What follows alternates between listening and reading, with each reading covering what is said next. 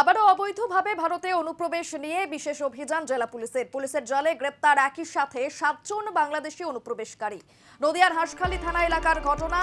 Police সূত্রে খবর, ওই বাংলাদেশিরা গত 3 বছর আগে ভারত বাংলাদেশ সীমান্ত পেরিয়ে ভারতের ভূখণ্ডে প্রবেশ করেছিল, আর এরপর দালালদের সহযোগিতায় তৈরি করেছিল ভারতীয় নথিপত্র।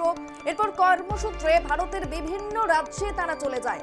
শনিবার সকালে হাঁসখালী থানার পুলিশ জানতে পারে যে ভারতীয় সেনাদের সরাসরি সহযোগিতায় আবারও অবৈধভাবে বাংলাদেশে ফিরে যাওয়ার জন্য চেষ্টা করছিল বাংলাদেশিরা।